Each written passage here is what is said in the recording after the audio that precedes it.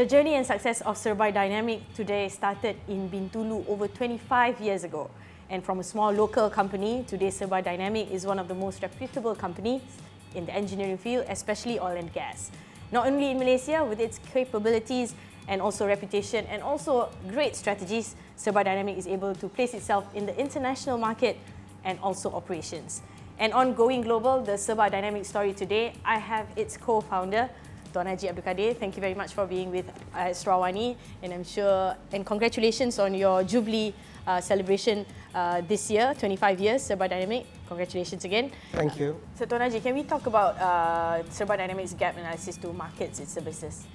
Okay, so on this gap analysis, we have 4 sectors now we are very actively involved in. One is the organization, which involves our HR, human resource development. The second one is the business direction. So if you look at our motto, or sometimes we call it tagline, it says think globally, act locally. You know? That is one of the driving force behind our business direction. And the other one is we have this our mission statement. So we have three mission statements, but I just would like to quote one, which says, we are continuously trying to be the first choice for our customer. So the third one will be the business process. So for improving our business process, we normally conduct a lot of trainings, in-house and also with the third parties. And we are always looking forward to new ways of doing things. And then finally, the fourth one is extremely relevant, which is the information. So we have taken very serious steps to make sure that we are really embracing this industry 4.0. And quite recently, we signed an MOU with Microsoft.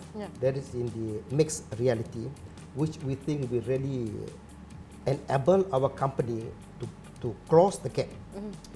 The gap analysis basically would refer to the difference between what your customer expect you and what you can deliver. So basically, these are the 4 areas we look at. So I would say Serba Dinamik is one of its kind, and no company offers this much and many other services out there. So can we talk a little bit about how it's achieving its high product differentiation? So if you look at product differentiation of Serba Dinamik, we should be able to divide it into 3 sectors. One is we really go walk the talk. So every time we have a project given to us, we will make sure that the directors or the very top men in the industry, or even to the extent of the vice president, will have to go and visit the customers before the execution of the contract, during the execution of the contract, and after the execution of the contract, so that we will have the knowledge where we are going and what are our customers' expectations. So that is number one. Okay? So we differentiate ourselves. We are not sitting in the classroom or in our office to get reports from our people. The second aspect is we promote continuous learning. So this continuous learning attitude, we feel that it is very important due to the technology development. Circumstances also change. Geopolitical situation will change very fast. So we must tell our people continuous learning is a must. And then finally, we always look around for new technologies. So we believe that new technologies are the in thing. So if we don't embrace new technologies, we will be completely driven out of the market. So these are the 3 sectors where we really differentiate ourselves from the other players in the industry. Having venturing into many countries that a lot of people would say unfamiliar, Southeast Asia, Africa and all that, challenges are inevitable. So can you tell us how did Serba Dinamik overcome that, and how did that teach Serba to become more resilient or bold? Okay, we first went into, let's say, global market way back in 2001. We were not ready yet at that time. There was when we had this Twin Tower incident. And one of our principals wanted us to go to Qatar because most of the Europeans were not comfortable entering into the Middle East during that time. So we were very reluctant to go because we were not familiar at all with any market outside Malaysia. All this while we have been doing only for Petronas and companies in Malaysia, and suddenly we are asked to go. But we were thrown a very strong challenge by a principal. If you do not take this opportunity or you hesitate because of the risk element, you will never go overseas. You know? So based on that challenge, we went and we learned a lot of lessons. We lost a lot of money. First time we lost money in a big way, and we found that there are a lot of things that really went after we have completed our job. We came back and we did a very strong analysis on what we went through, and there were a few pointers that really guided us. So the first pointer is in our statement, our motto: think globally, act locally. So when we went overseas, our first overseas, we did not look into that motto. You know? So when we came back, we said the motto was there for us to guide us, but it was not guiding us because we were a bit confused. That's right. You know?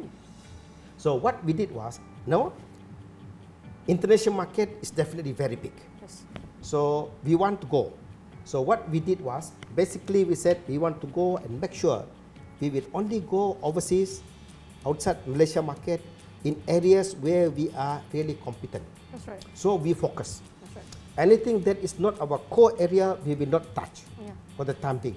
So we became very focused, and then the other factor that that drove us was, you must have the knowledge of the country where you want to enter. Because we went to Qatar without any much knowledge, except we knew we are Muslims, Qatar is Muslim. That was all. When we went to Qatar, we were having a cultural shock. The way people were walking there, the way people think about business is completely different.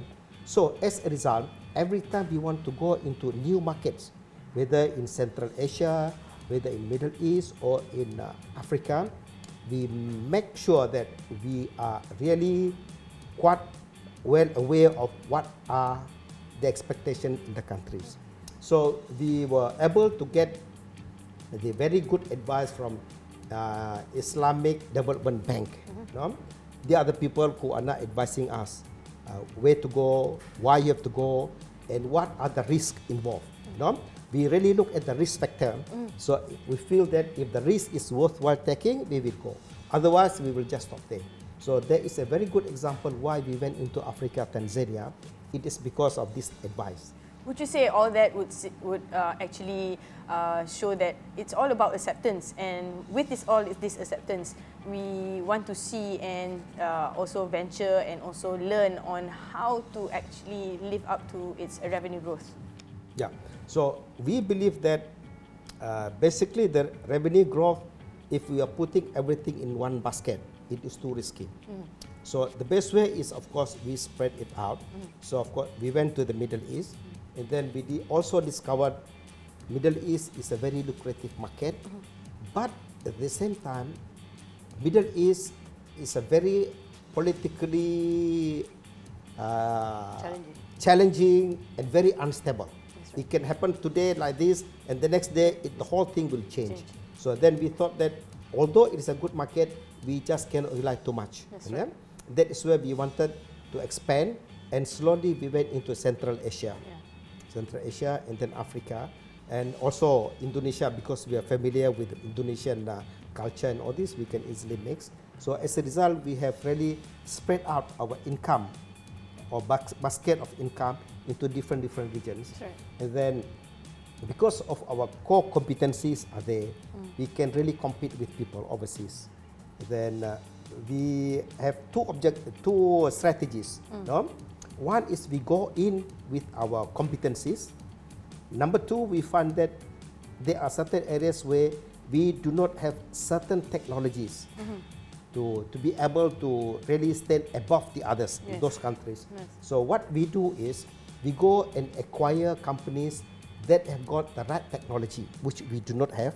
We acquire into that company, and then it is from there that we jumpstart our participation in this. So one very good example is the recent purchase of CSE Singapore, which is listed in Singapore Stock Exchange. These people have very good coverage in US and in Australia. So these are the two areas that we have not even entered. So this is how we enter into the other countries. We either go direct or we enter through our new partners.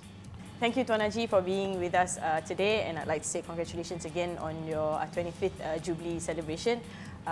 We wish you all the best. Thank you again. Well, you have it there, one of the co-founders of Serba Dinamik.